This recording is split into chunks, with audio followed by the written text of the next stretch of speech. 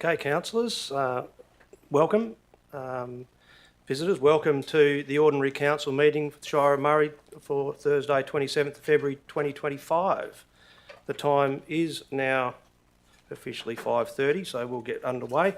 I do have a brief declaration to read out, as tonight is our first meeting for our live stream going live to the public, so I'll just read this out as I have to. The Shire of Murray Ordinary Council meeting is being live streamed and recorded on the Shire website in accordance with the Local Government Act 1995. Members of the public attending this meeting consent to the possibility that their image and voice may be captured on the recording and live streaming. Statements or decisions made at this meeting should not be relied or acted upon by an applicant or any other person until they have received written notification from the Shire of Murray. So that's our formal declaration in that item. So now we'll move on to attendance, apologies and leaves of absence. We currently have the Shire President is on an approved leave of absence, hence you have me presiding. Otherwise everybody else is here present. We do have some applications for leave. So 2.1, we have a leave of absence for Councillor Steve Lee for the 27th of March Ordinary Council meeting. Can I move these on block? The leave of absence, they have to be moved on block? Or it can move, yeah, it can move. Yeah. If councillors are happy, we'll move all these leaves of absence requests on block. 2.2 is a leave of absence for myself for the Ordinary Council meeting 23rd of April.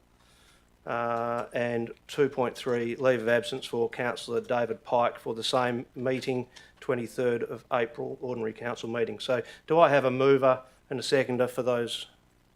Councillor Rogers, Councillor Kirkham, thank you. All of those in favour? That's passed unanimously, thank you. Response to previous questions taken on notice, that would be nil. Public question time. I've not received any questions as yet, but do I have any questions from the floor? No, that's very good, thank you. Petitions and approved deputations, we have 3, and I'll get the people doing the deputations to come up in the order in which we received them. So first we'll have Ms Evian Delfalbo from Point Grey Development Company Proprietary Limited, and she'll be talking about item 11.2, amendment to the Point Grey Structure Plan. Thank you very much. If you'd like to come up to the lectern, and when if you push the little button and it goes red, then we'll be able to hear you. Thank you very much. Thank you very much, Mr President, and thank you, councillors, for the opportunity to speak tonight. As you know, my name is Evian Delfabro, and I think I met you, I presented to you a couple of weeks ago, so thank you again for this opportunity. Although, unfortunately, we are extremely disappointed by the recommendations put forward to you tonight. The recommendations are that our application to amend the local structure plan at Point Grey proceeds to the next level of planning and decision making, being the WAPC, without this council's support, and furthermore, that the WAPC revoke the structure plan. First and foremost, I wish to remind the council that what is being proposed are only changes to the currently approved LSP. It's not a new LSP, and these changes are totally consistent with the WAPC's recommendation from 2021. That was to amend the structure plan to align it with the current planning frameworks for school sites, bushfire planning and coastal processes. Change LSP 4 from amendment number 314, which made the marina an unlawful use, and not to provide additional dwelling yields or densities. Now, council resolved to revoke the structure plan once before in early 2021, and just to remind everybody in this room, that revocation request was rejected by the WAPC, and it was further rejected by the Minister for Planning. Back in 2021, the council used actually the marina, the 2.5 kilometre navigational channel, the environmental concerns with these items, and ongoing maintenance costs and responsibilities as reasons to revoke the structure plan. Now in 2025, the report uses the fact there is no marina as the key driver to again revoke the structure plan, which I think is quite absurd. The removal of the marina is not a reason to revoke the structure plan. It's been put to you that as 4 years has lapsed since the WAPC resolution, Council can broaden its reasons to reconsider the land beyond those matters raised by WAPC. That's factually incorrect, and it reveals a little bit of, I think, desperation. Firstly, only 2.5 years has passed since the Minister gazetted Amendment 314, and also so it hasn't been 4 years, it's only been 2.5 years. And secondly, we were delayed in preparing our application because we were waiting on Council to finalise their char map, which we used for consistency purposes. And also, despite these delays, we met with Council officers and one elected member of Council, who's absent tonight, regularly presenting the vision for Point Grey. I wish to stress that the development of the site was never dependent upon the provision of a marina. In fact, prior to Amendment 314, there's a clause in the local planning scheme that said, in the event a marina is not granted environmental approval, the Marina Village precinct shall be subject to a redesign to facilitate alternative water-focused development. And this is actually repeated in page 1 of the appendix, which is the stamped endorsed plan. That is, the Marina Village should be redesigned to provide a mixed-use activity centre that addresses and interacts with the Harvey estuary to an environmentally acceptable level. This clearly illustrates that if a marina did not proceed, the site is still very suitable for development that interacts with the estuary. And as we presented 2 weeks ago, for the water-orientated development, we are proposing a 4.9 hectare foreshore park, 2 fixed jetties that jut out into the estuary, and a ski souts facility. Despite the need for boat ramps in the area, we propose only non-motorised craft access the water from Point Grey. I'd like the Council to also consider the public submissions, but perhaps more specifically the lack thereof. We willingly removed the marina and navigational channel in 2021. We wrote to the WAPC advising that position. We saw the public outcry. It filled 2 town halls of objectors. This time, our application received 3 submissions from your rate-paying constituents. One is in full support of the amendment, and Frank will speak to that submission, and 2 were against. The first one that was against incorrectly discussed the marina, and the second one also was incorrect as it alleges the site will flood. An emotional submission, I will admit, was made by the Peel Harvey Catchment Council, who, a little like the report in front of you, I believe, pulled out all stops against the development. Unfortunately, despite written and verbal requests to meet with the Peel Harvey Catchment Council, our attempts to engage went unanswered. We held 2 public exhibitions at Lesser Town Hall, just across the way near the library, on a Thursday night and a Saturday morning last October. Not one person turned up. Not one. I actually got quite excited because I saw this guy walking his dog and I thought he'd come in, but he didn't care either. Clearly, now that the marina has been removed, appropriately scaled residential development at Point Grey is acceptable to your constituents. And I remind you that you are not being asked by your constituents to revoke the marina. With respect to bushfire, we engaged with DEFAs and have prepared a comprehensive bushfire management plan. I think that's in the appendices. It's probably about 180 pages. The report before you says that we can't provide a secondary road access, and that's incorrect. There are numerous routes. The preferred alignment is to be determined in consultation with the relevant authorities, and our preference is that it's within an existing road reserve. Your report also says that we did not consider the new bushfire guidelines. That's also incorrect, and I draw your attentions to pages 82 to 84 of the BMP in your appendix. But I guess bushfire is a manageable risk and always has been.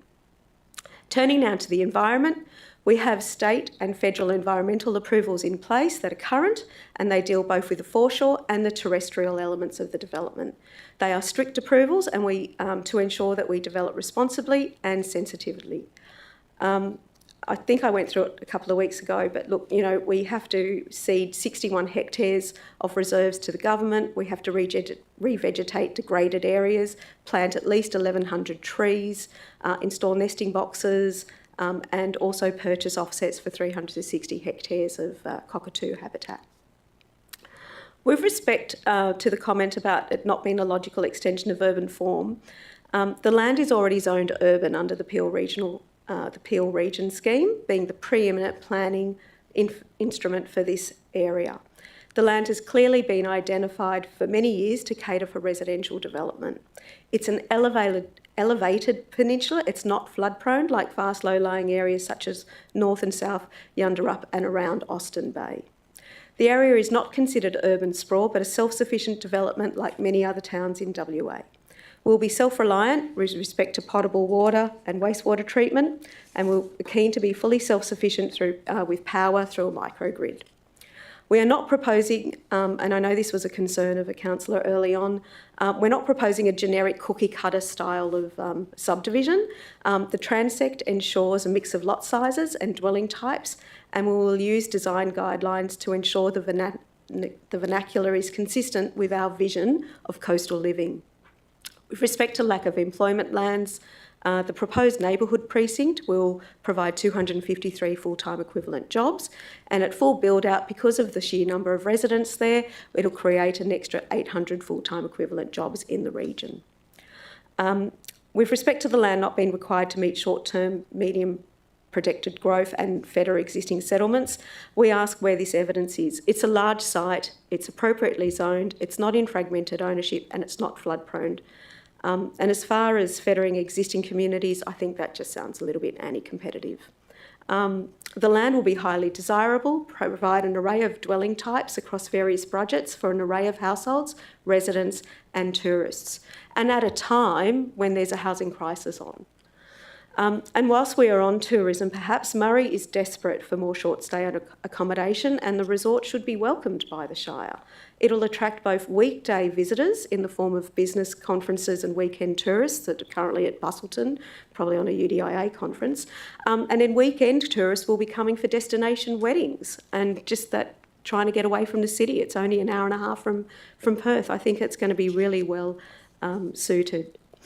With respect to public transport and access, I think we spoke last time about that graded intersection, with Greenlands Road East. Excuse me, Ms Del Fabro, yes. you're at 10 minutes now. Oh, okay. Have you got long to go? No, no, not at all, if that's okay, if you can indulge me for another minute. If you're able to wrap up now, otherwise we can ask for more time from council, but if you're nearly there, we'll just... Oh, no, that's okay. I think I got most of my points across. I'd perhaps just like to say that I believe the report is erroneous, misleading and warrants rejection. What we lodged with the Shire last August was what was required by the WAPC. We followed the resolution, and I urge you to vote against recommendations 1, 2, 3 and 4, and in lieu vote for an alternative recommendation that supports the application. Thank you, and apologies for going over time. Thank you, Ms Del Fabro. Councillors, while we have Ms Del Fabro there, are there any questions of her? Councillor Rogers.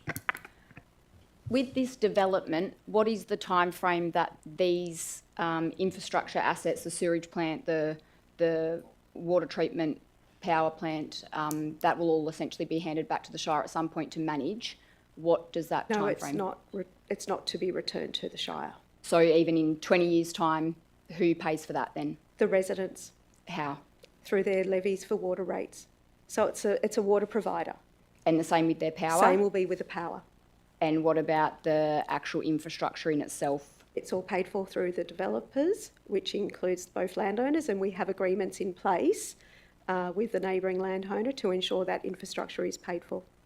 And so are they the people then that are getting those water bills, those power bills, that is going to be at a higher cost than the average water bill and power bill because that is now built into their payments for their services? I have been advised that it shouldn't be much more because it's also regulated. So, no. So there's no burden on the Shire. Thank you. The CEO has a question for you too, please. Thank you. Could I ask, do you have a rough estimate of the specified area rate that would be put on the residents? Oh, we have said in our application that we would consider a special rated area, but we have not got anywhere near that level of feasibility study. But obviously, it needs to be something that's manageable by potential buyers. Otherwise, it won't work. But yes, we acknowledge that there may be a special rate for this particular area, but we haven't worked that out. But it can't be too expensive. Thank you, councillors or staff. Are there any other questions? Councillor Willis? In regards to the special area rate that has not yet been decided, how, if you're trying to keep it less expensive for the residents, to make it a more beneficial for them to look at buying those properties, how then do you then relate that back to that covering the cost of the maintenance of the power, the water? Well, the power and the water will be covered through their actual rateable use for those, for power and for water. So the special rate is not something that we may not actually need to do. It will depend on whether or not it is required. I don't think it should be considered as a lay down misère at this stage. It's just something that could be used in the future if it's required. So there seems to be a little bit of focus on that special rate, and it's a bit, I think it's a bit premature. One further question. In regards to furthering to Councillor Rogers' question regarding handover, Yes. In general, my understanding is at some point in time within a development or at the end of the development stage, the facilities are then passed over, ovals, parks, things like that, for the upkeep and management of the Shire of Murray. At what point in time do you foresee that that will be handed over? Oh, well, I would foresee that happening throughout the life of the development in stages. And I think we also spoke at one of our sessions earlier, I think it was, Mr. Peake, about, access to water in order to sort of, to water those handed over gardens and so forth. So that'll be coming from that treatment plant as well. So I see that as a staged release back to the council. And therefore, if the water comes from the treatment plant, therefore, and that treatment plant has a higher cost associated with it, therefore that would be upon the Shire of Murray ratepayers in general to cover those costs to water that Yes, garden. but it'll be coming out of the treated sewerage, so it won't be a significant cost to council at all. Okay, thank you. Yeah, it has to go somewhere. Thank you. Thank you. No more further questions for Ms Del Fabro. Thank you very much for your deputation. Thank you, councillor. Secondly, we have Mr Frank Arangio from CDP Town Planning and Urban Design, also speaking on item 11.2, amendment to the Point Grey Structure Plan. Good evening, Thank you. councillors. Thank you. Yeah, Frank Arangio is my name. Planning consultant for 40 years. Recently been engaged by the Plunkett family on their proportion of Point Grey. So tonight's very brief deputation, offering some comments and some observations as a professional planner. First of all, as I said, I present on behalf of the Plunkett family, who fully supports the updated LSP as prepared by PGDC, and also supports PGDC's request for an alternate council motion in support of the updated LSP. The residential land use designation for the subject portion of Point Grey has been set for some time and is legally binding through the zoning status, as we all know. It's also pretty critical, especially these days where the green lens is very prominent. It's also supported by full state and federal environmental approvals. We understand that the land is in a bushfire-prone area, but the reality is, so is half of Perth. So we deal in that environment basically every day. It all comes down to design, mitigation measures, and ongoing management. And there's practices that and protocols that we all now abide by, and we all take, obviously, bushfire very seriously.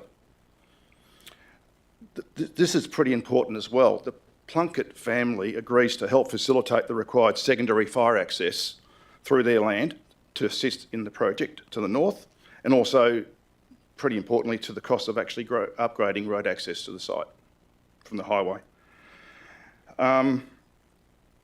It also appears to me that PGDC's residential development proposal will likely be self-sufficient and can be, and with no or little capital cost to council, which is important, obviously, as the last sort of 5 minutes worth of dialogue.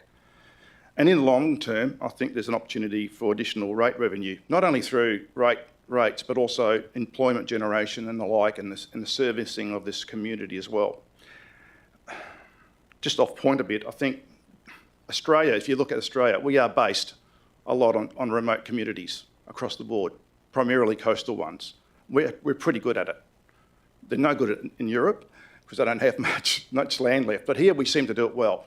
And I think the thing I want to leave you with is that if you carefully plan this area and you apply the right sustainability principles and the guidelines, the design and building guidelines, etc., I have no doubt as a professional planner that residential development can be sympathetically delivered at Point Grey, and also provide an opportunity for people of all ages to live in an alternative sort of environment that's different to the cluttered urban communities that often are present in the Perth sort of scenario, and thereby enjoy the seclusion, serenity and health benefits that a location like Point Grey would offer. That's all I wanted to say. Thank you very much. Councillors, does anyone or staff have any questions of Mr Arangio? No, thank you very much. Thank you. And thirdly, we have Mr John Syme from Syme, Marion and Co, also talking on item 11.2, amendment to the Point Grey structure plan, and more importantly, the report he has provided.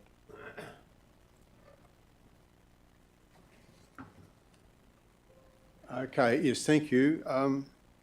Look, I've been asked by the Shire to just look at the benefits and costs from an economic point of view of this development. And I've done it really based on the documentation that was at hand. So all the base information we've got is based on the local structure plan as it was submitted, and the appendices which are there. It's in some of these areas in terms of measurements and dollars and so on. Some of it's a bit vague, so there's some assumptions in there. So some of the detail of this may change over time, but I think the broad conclusions probably would not. We can go to the next slide, please. Just to put a bit of development context on it, and this comes from the forecast ID figures which you use routinely, I think, for the Shire of Murray. We've got projected population of the Shire of Murray of an additional, 52,000 nearly people by 2051, between 2021 and 2051. Now, if you look at where that's projected to be, 84% of that is in the normal development areas, that is Ravenswood Wharf, South Yonder, West Pinjarra and Pinjarra. So the vast bulk of it is in the areas either side of Pinjarra Road pretty much, and Pinjarra itself. Pinjarra itself is forecast by 2051 to get to, I think it's a couple of thousand now, get up to about 7,150, bearing in mind that the district structure plan, which I think you adopted recently, allows for something like 19,000. Now, if you look at Point Grey, that's by that stage is assuming 2,540. That is only about 5% of the growth. So, in that measure, Point Grey is not, in the Shire global point of view, Point Grey is not essential to its growth. There are plenty of other, in my view, growth areas which have been identified, and I think not least around the town of Pinjarra itself. Thank you. Next one. If you look at it's consistent, and irrespective of the urban zoning, and I'm not going to get into the planning merits or not, but bear in mind that urban zoning really is, and certainly when it was first urban deferred, that urban zoning is now made a decision which was made a long time ago, really. Whether that would be made now is another thing, but the fact of the matter is it is zoned urban. But if you look at its consistency with the current state government planning principles, and that's as good as you can get in Perth and Peel at 3.5 million people strategy, which I'm sure you're familiar with, it offends some of those, or it's inconsistent with some of those. That is, or with all of them really. That is, it's in a new greenfield area. It's not a logical extension to the urban form by any measure. It is distance from places of employment, and these are the major places of employment that the people in the Shire go to at the moment. Pinjarra itself, Pinjarra itself has got about 3,000 jobs. There are other places of employment around, and future ones around Nambulla and so on, and then there's Bandra itself. So there's plenty of employment in the Shire, and plenty of future employment in the Shire. It's just not in this location, or it's distant from this location. It's not integrated from the public transport network in any measure, and it does not add value to the existing infrastructure. And by infrastructure, that's not only the pipes and wires, but it's also the community infrastructure, the schools and so on. Now, they're all planning issues, but they have cost implications. And what I've looked at here is what the cost implications, not of the overall development itself, but what the additional costs are compared with what you might call, what I've called a normal development. A normal development in this context is something that you might find in the town of Pinjarra, in South Yunderup, in some of those other areas that we're talking about. That is something which is contiguous with the current urban form. A normal standard subdivision, even though it might, whether it's transect planning or whether it's new earnest planning or whatever it is, something which is around about that density and around about that level of public parks and local roads and those sorts of things. Now, what that means is that we're not looking at the cost to the city to the Shire of keeping up the local roads within the subdivision. We're not looking at the cost of the local parks. We're not looking at the cost of the community facilities, which are within that, which is what you'd normally do, and that's what your normal rates take account of. What we're looking at here are the additional costs because of its location in this case.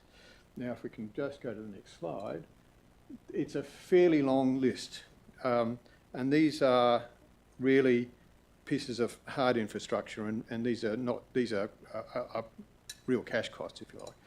There's the entry road itself. There's a secondary access road. Now, there is a question as to what the standard of that would be. I know that the proponent, the Port Grey people, have got a particular view about what that secondary access road should be. The Shire's got a different view about what it should be. I've taken that higher spec level.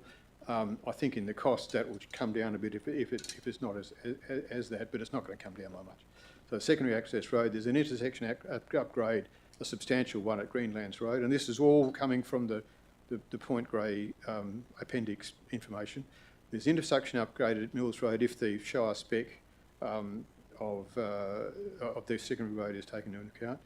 There's quite a lot more public open space in the plan, which at one level it's a good thing, but it's much more than what you'd normally expect in a development of this scale. So that's taken, that part is addition, is an extra. The Foreshore Park is not what you'd normally expect, even though it has some benefits, and we'll look at that in a minute. The regional open space and the way in which the current regional space is opened up and therefore has a management and maintenance burden because it is much more accessible to the public than it is now. It's not accessible now at all. That has a cost. There's a fire services building, which I'm advised by the city would not normally be required. That's sort of a community space, but it's an unusual one. And there's the power issue itself. Now, I've taken in this case, I've taken the power specifications as provided by the Port Grey engineers, and that assumes some beginning of some sort of upgrade to the existing service. There's a 10 kV line in there or something at the moment. That needs an immediate upgrade with some on-site power, however it goes, solar or diesel or whatever. But their documents say that there is going to be a high voltage line back to the nearest connection point, which is over at Greenlands Road. That's quite a long distance. And then probably I've taken that around about the halfway point of development, and then there's an additional upgrade to that further towards the end of the project to cater for the full power load. Now, this is just the extension cord going back to to the power source itself. This is not the upgrade of the power sources itself. So this is just the power connections that I've allowed for. Now, it may be, on the basis of the previous conversation, that those power sources do become in fact self-contained, in which case that is a capital cost to the developer, which may or may not happen depending how it goes, but we haven't allowed for that just yet. There's also public transport, and that's a real cost. Bearing in mind that in the process of the Transperth have advised they're not really in favour of development here, and it would be expensive for them to service it in any way, up to the sort of standards that are required, but we've allowed for that. And then there's, because of the additional motor vehicles on the road, that itself has got a community costing, and we can measure that in terms of external impacts and their environmental impacts, additional greenhouse gases, additional noise, additional traffic issues and so on. These can be measured, their community cost. There's vehicle operating costs, there's travel time costs, because you've got an extra 25 minutes of travel, which itself is judged in economic terms as being unproductive time or a cost. So taken into us, so there's a mix there in cost in terms of actual costs, but also community or more less tangible costs. Excuse me, Mr. Syme, you're at 10 minutes now. I've got another, I need another 10 minutes. Yep. So, councillors, is everyone happy for Mr. Syme to continue to finish his presentation for another 10 minutes? Thank you, Mr. Syme. You can carry on. Thank you very much. And I'm doing this on behalf of the council, so this is as we go. Cost benefit analysis. Next one, please. I've used the cost benefit analysis. I'll go through this fairly quickly because you probably read, hopefully, the paper that's underlying this. I've used the cost benefit analysis that measures the net impact of costs and benefits that a project might have. It's expressed in monetary values where possible, and these are summarised in what we call net present value terms, which essentially looks at the time value of money. It says that any costs or benefits in the future are less valuable than they are now. So there's a mechanism of bringing that back to a single number, and this is fairly commonly used. Next one, please. Yes, please. Okay, if we measure those, we look at the benefits. There are some economic benefits. There's additional tourism benefit, which we've counted, provided the hotel is built, and I'll get to that right at the end, because I think there is a certain risk associated with that.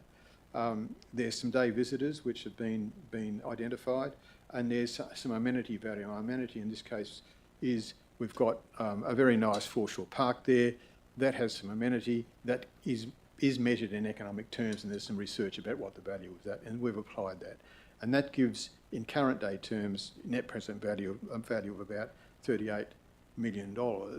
If we look at on the other side though, we've got the infrastructure costs, we've got public transport costs, and these are costs taken over a 30-year period. So this is all the costs from 2030 to 2030 to 2059. So it's a 30-year period we're talking about, 30 years, the first 30 years.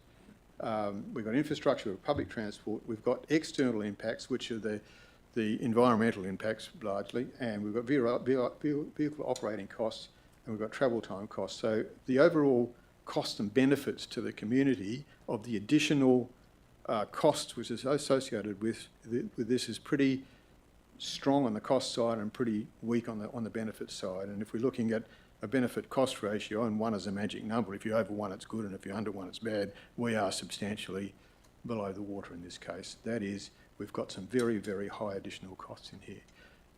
If we look at the next slide, please, and we break down we're getting down away from the less tangible things, the amenity and the travel times and those sorts of things, into hard dollars here. Then we've got a net present value of all of the costs, including capital costs, of about $526 million. We've got a net present value of about $60 million. Now, this is the stuff that we're assuming gets transferred to the government in some form or other.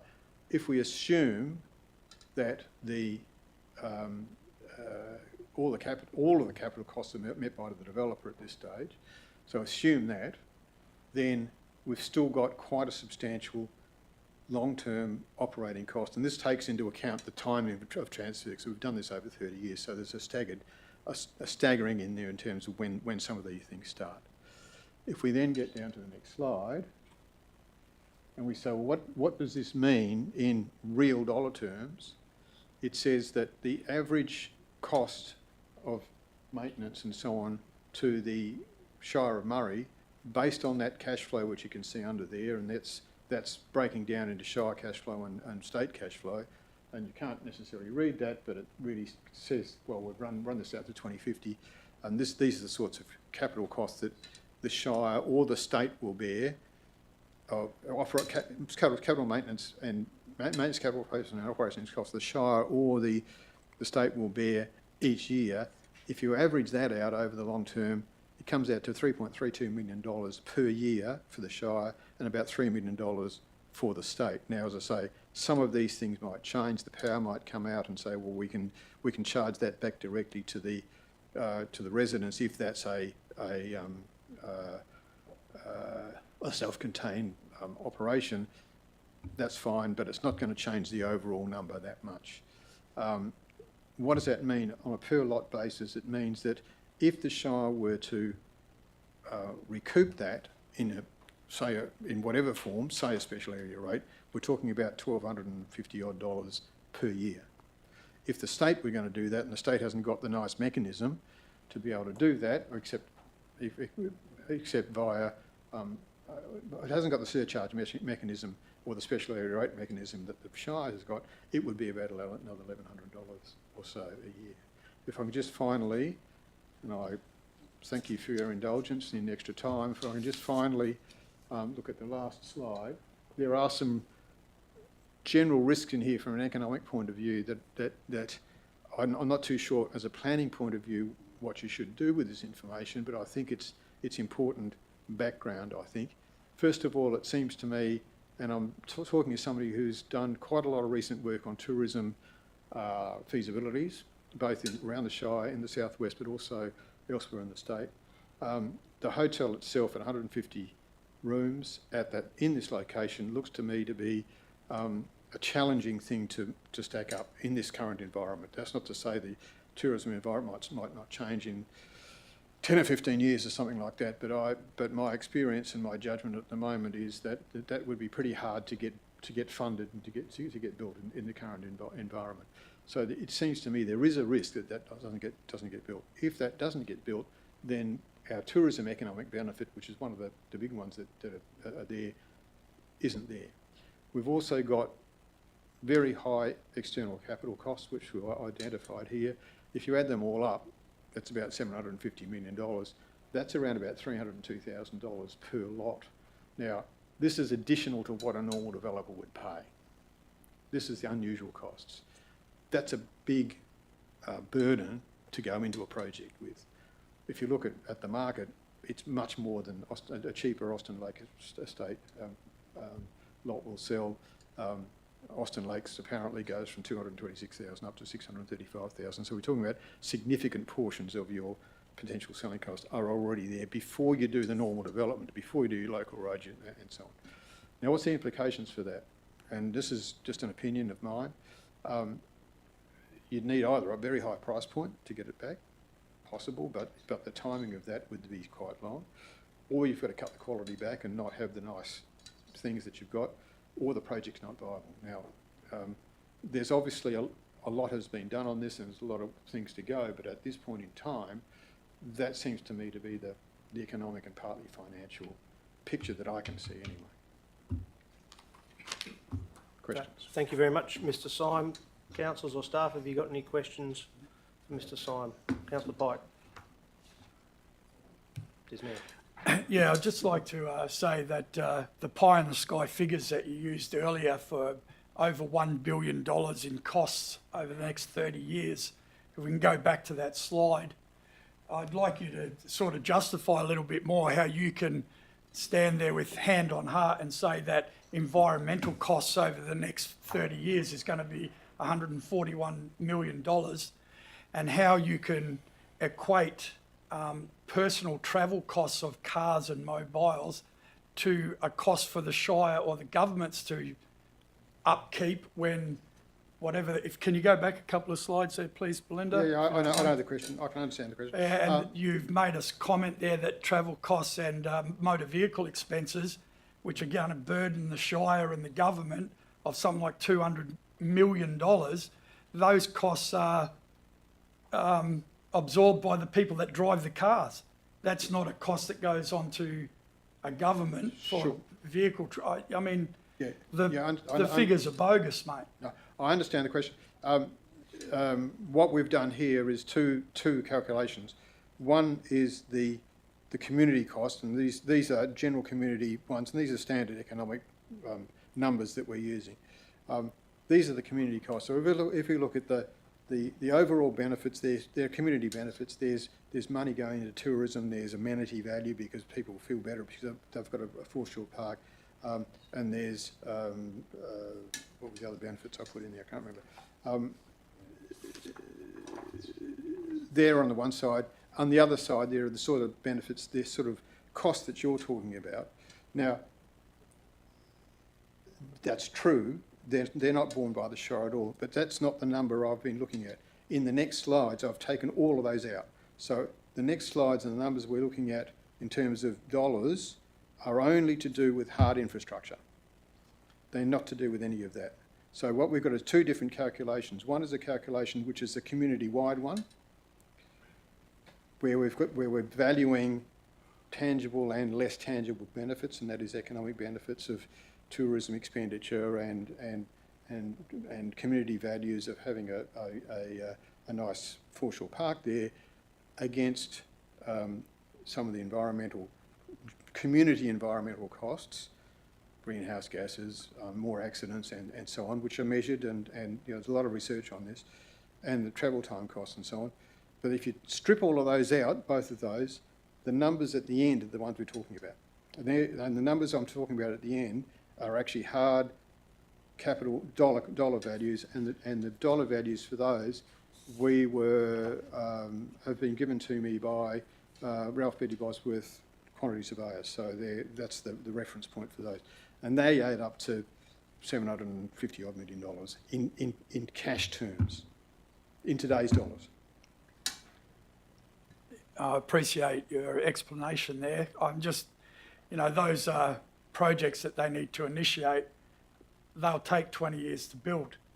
So it's not like these things are outlined and spent in the next 5 years and then you're trying to recoup those costs back, and eventually you're going to have to upgrade infrastructure anyway, so why not get the party going? Excuse me, Councillor Pike, we're not debating with the deputation, we're asking questions of the deputation. Well, look, if you can run through to the second last slide. Yeah, that one.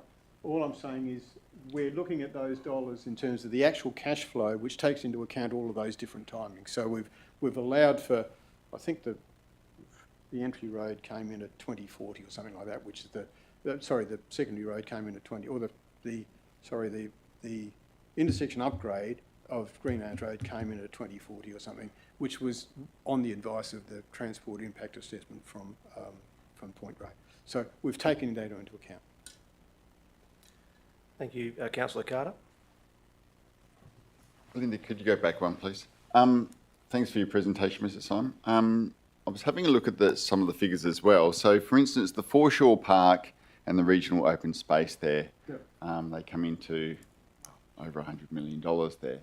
I'm under the understanding that the developers are actually going to develop those spaces to begin with. Yeah. So how do you come to the figure of having over $100 million between after they're built up to 2050? We've got two. These are just summary slides of what there is. If you look at the first column there, that's all of the costs. That is all of the capital costs and all the operating costs.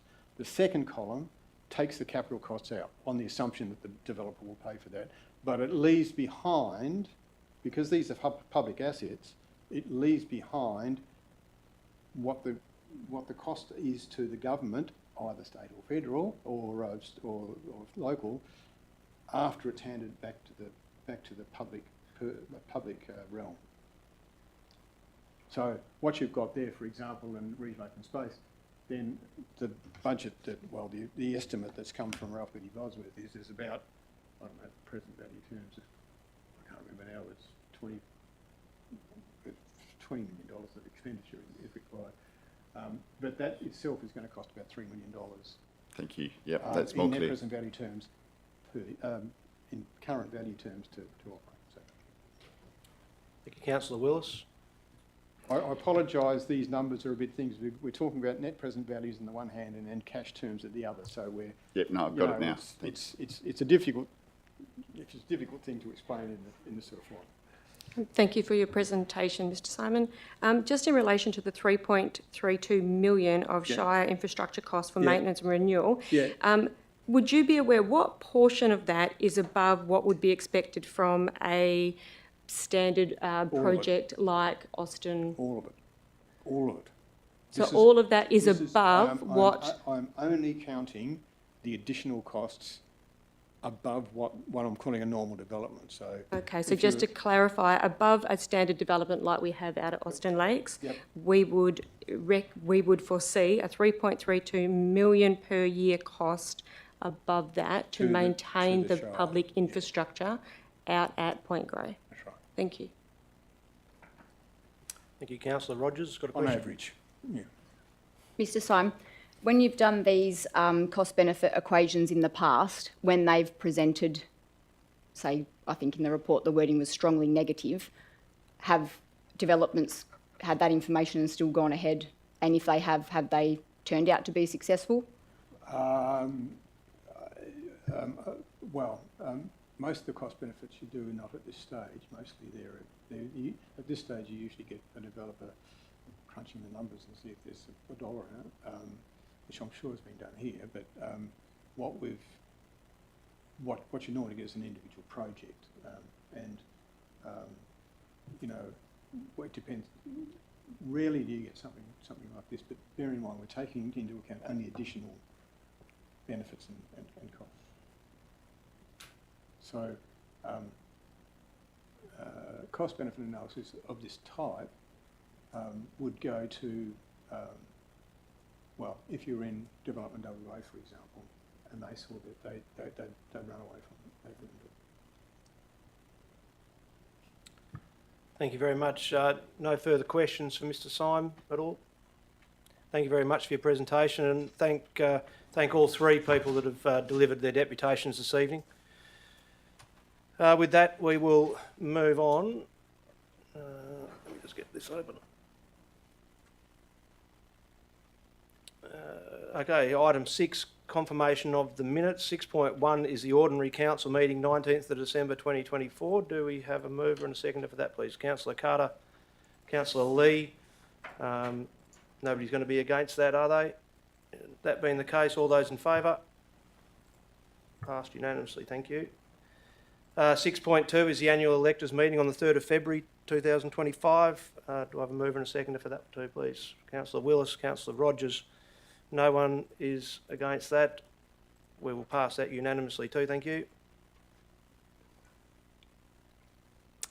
Announcements by the presiding member will be attached to the minutes, and announcements by the elected members will also be attached to the minutes.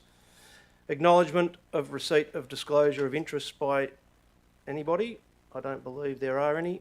No. Reception of minutes and recommendations of committees held since the previous meeting of council are nil. Reports from the Chief Executive Officer and officers. Item 11.1, Health Amendment Local Law 2025. Councillors, we have an officer's recommendation in front of us. Do I have a mover and a seconder for that? Councillor Carter. And Councillor Lee, you seconding that? There's an alternative recommendation that's being put forward. So are we going to move that as an amended motion or amended? So do we have a seconder for the substantive so that we can amend it? Councillor Lee. Would the mover like to speak to the item? Not at this stage, no. Would the seconder like to speak to the item and possibly add the amendment? Yeah, but I need to read the amendment out because the amendment isn't for online. No, it's not. So I need the amendment to read it. I haven't been given it. Thank you. Okay, so councillors, the officer's recommendation is as read, but with the inclusion of a fourth dot point, which reads, as part of the local public notice, right to owners of all rural zoned properties with a land area ranging between 1 and 4 hectares to bring their particular attention to the proposal under clause 5.18 to require approval for the keeping of animals on these properties and the guidelines under the Shire's keeping of livestock in rural residential areas local planning policy that are intended to be applied to such applications. So that is the new motion. The mover and the seconder are happy with that amendment? Okay. Is there going to be anybody speaking against this? Can I just get a clarification on that? Yes. Microphone, please, Stu. Yeah, in this dot point 4, so that says it's all rural zone properties between 1 and 4 hectares, and then it states rural residential in the bottom. So are we talking about rural residential or just rural properties in general? Mr. Peake will respond to that. The change to the local laws relates to rural zoned, the amendment here relates to rural zoned properties between 1 hectare and 4 hectares. The guidelines are in a policy that relates to rural residential areas. The term rural residential is defined in that policy, and it's broad enough to include special rural areas as well as similar areas like small rural properties. Does that answer your question? Yep, thank you, Mr. Peake. You'll have lots of applications. Have you got a question, Councillor? Okay, thank you. Yeah, I have a question directed to you, Mr. Peake. Just in regards to that clause there, it says approval to keep approved animals such as stock on properties up to 1 hectare is proposed to be amended for properties up to 4 hectare to match property size for noisy birds. Now, we talked months and months ago about roosters, but I just want to know, it says reflect current practices where Shire approval is required to keep any stock on any special rules up to 4 hectares. Does that now mean that a person can't keep a couple of grazing sheep or a cow or a horse without special permission now unless they've got 4 hectares plus? Councillors, there is already a requirement under our local planning scheme for the keeping of animals, horses, cows, sheep, etc., on special rural properties. There's already that approval requirement. This amendment to the local laws for consistency purposes is broadening it out to consistent size small rural zoned properties for consistency purposes. It's on these smaller blocks where we have most of the neighbour disputes and the environmental issues, and this is not an attempt to prevent the use of or the holding of animals on rural properties, but rather a means to help manage animals and give us a tool where there are problems to address those problems. Councillor Woods, have you got a question? May I present the intention behind dot 4?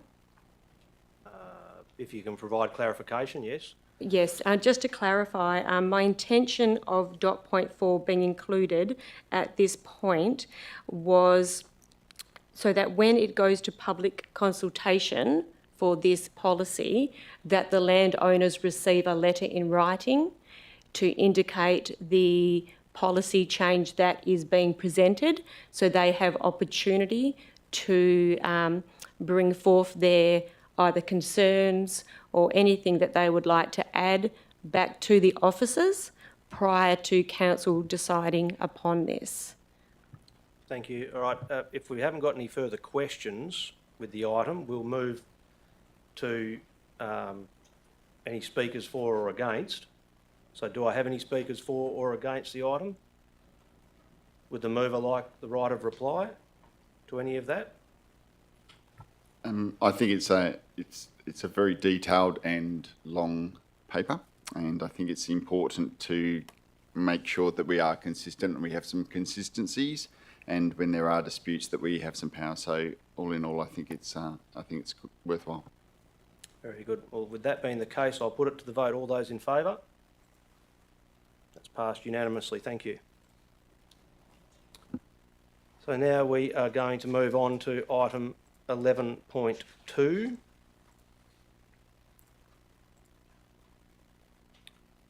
Which is the amendment to the Point Grey Structure Plan. We've had a lot of information on that this evening.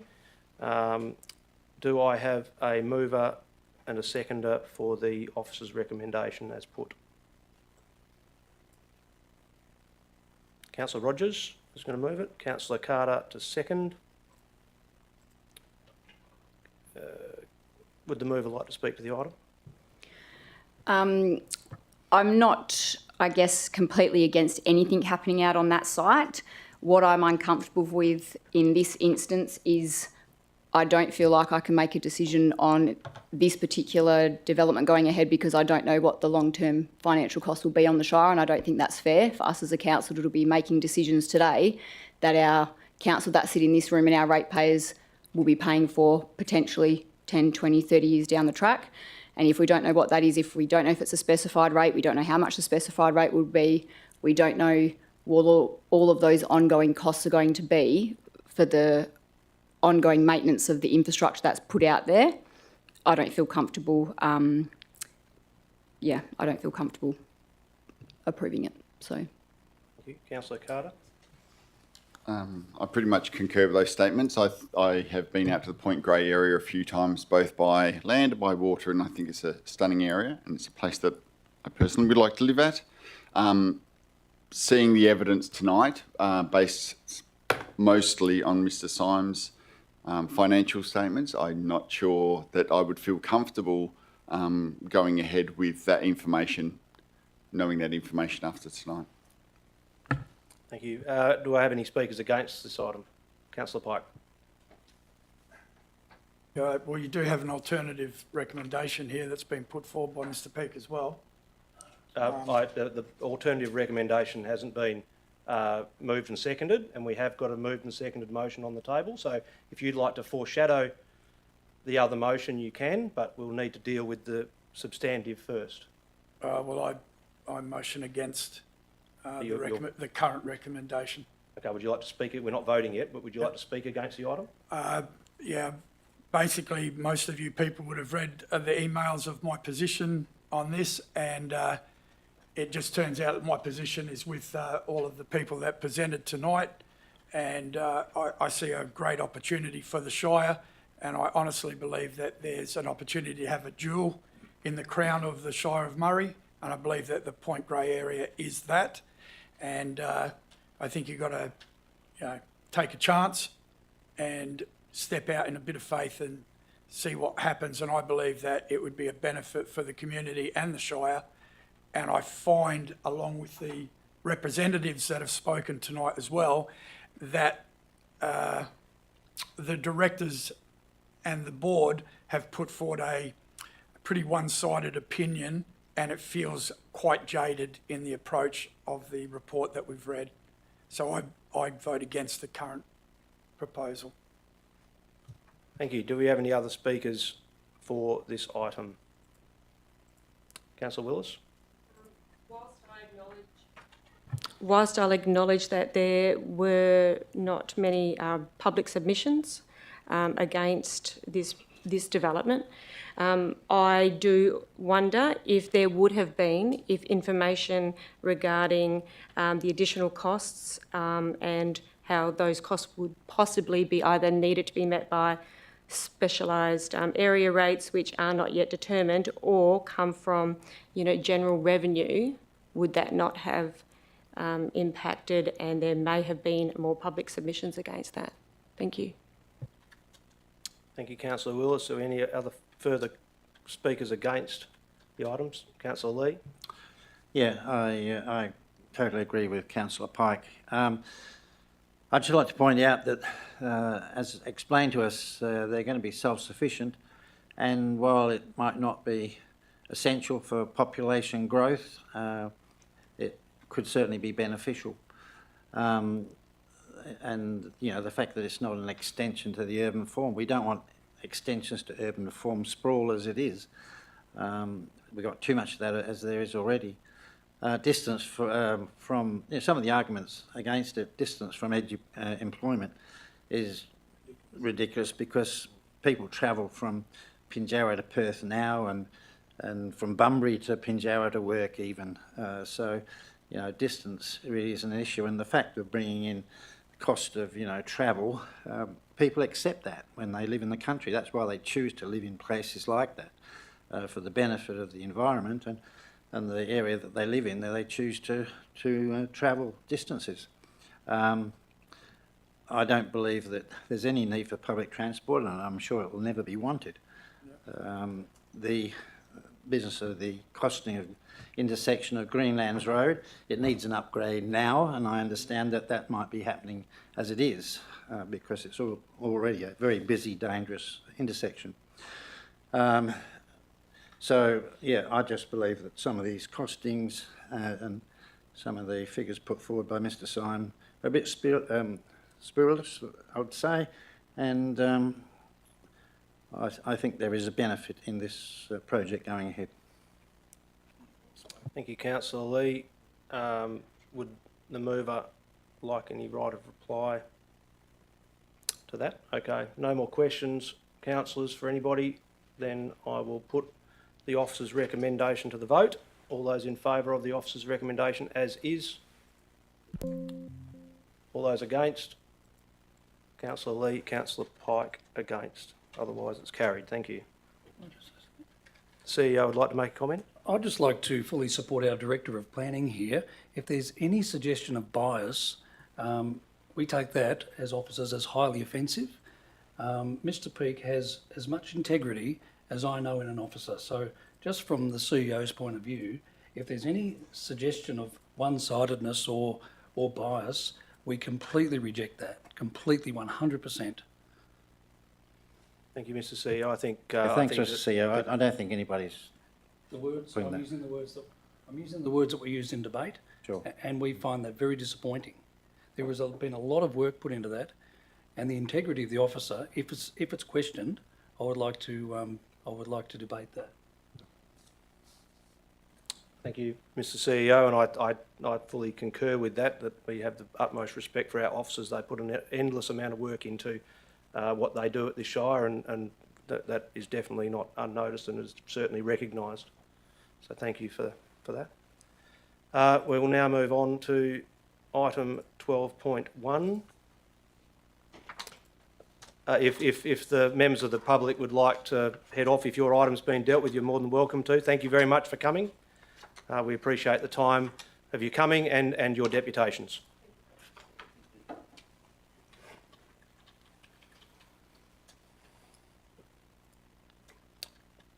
So item 12.1, appointment of council representative to Alcoa Community Consultative Network 2025.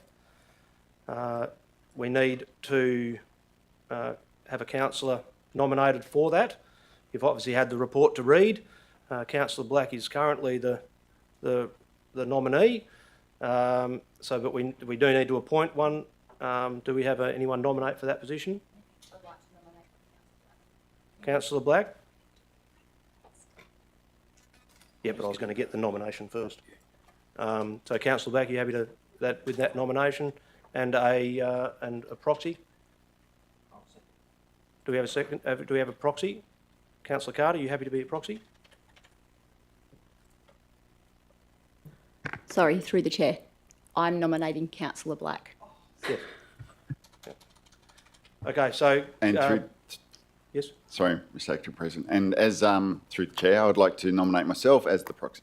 Great, thank you very much. So Not quite sure whether that was quite how we meant to do that, but we now have a fully filled out motion to move and second with our nominations in there.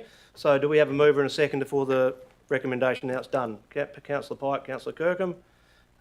Is there going to be anybody against that motion?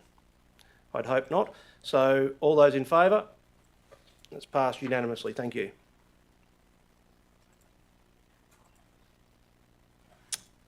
Just when item 12.2, proposed council policy G16, live stream and recording of council meetings. So obviously we're in that now. We have an officer's recommendation there. Do I have a mover and a seconder, please? Councillor Lee, Councillor Black. Will there be anybody against this item? Would the mover or seconder like to speak? No. I'll put it to the vote then. All those in favour? That's unanimous, thank you.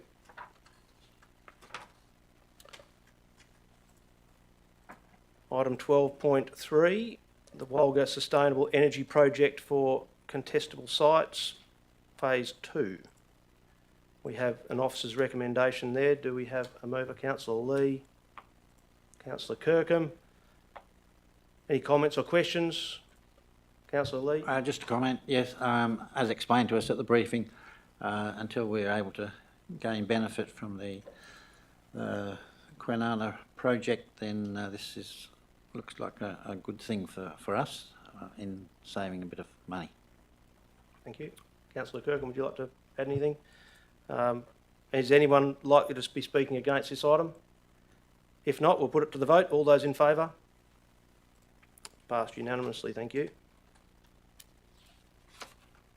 Item 12.4 is payment from municipal and trust funds for December 2024 and January 2025.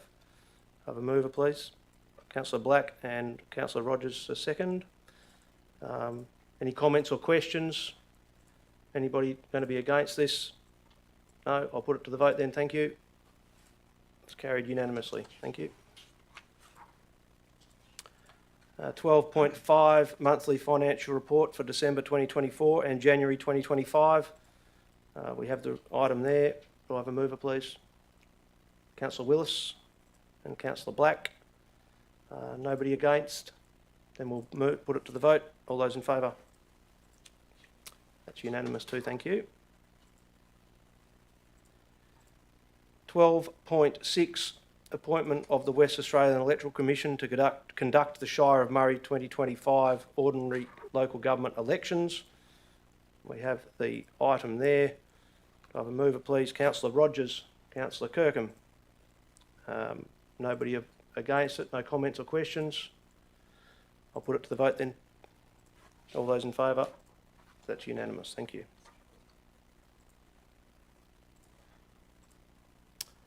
(12.7) Application for rating exemption, lot 556 or 2510 Del Park Road Dwelling Up, which is the Dwelling Up Community Village Incorporated. We have the item in front of us with a recommendation. Do we have a mover, please? Councillor Willis and Councillor Pike. Any comments or questions with regard to this item? Councillor Willis? I'd just like to comment, as the Shire of Murray representative for the Dwelling Up Community Village Board, I'd like to attest to their good fiscal management and their upkeep of the village, as well as their lovely supportive environment and the way they support their residents, plus their engagement with the wider community. So I'm fully supportive of their rate being waived. Thank you.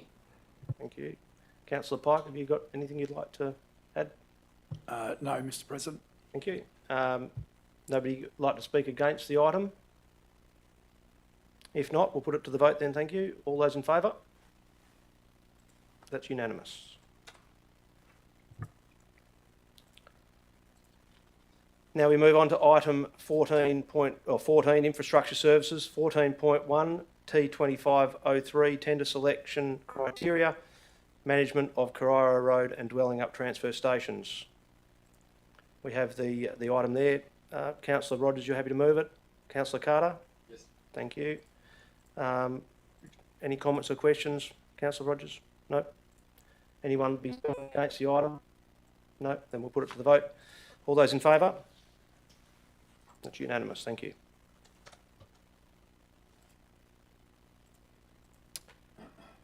Items for information, 15.1, delegated development application decisions for December 2024 and January 2025 are there for information.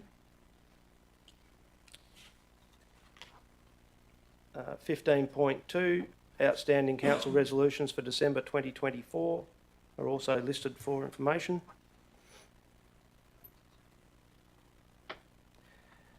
Item 16, business left over from a previous meeting. There is nil.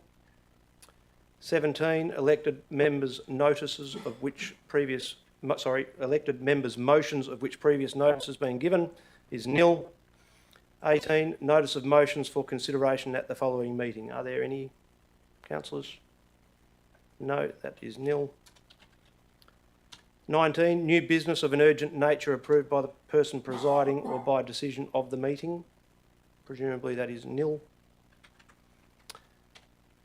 We have no confidential business, so councillors, being no further business to carry out, I will declare the meeting. No? Councillor Kirkham's got something to say. Do we have to vote on acting deputy president? Not at this I don't believe we fill that role until the President Bolt resigns or not, because it may revert back to the way it was. So, Thank you, Mr. Acting President. thank you, Councillor Kirkham. So with that, we will close the meeting at 6:41 p.m. Thank you, councillors. That was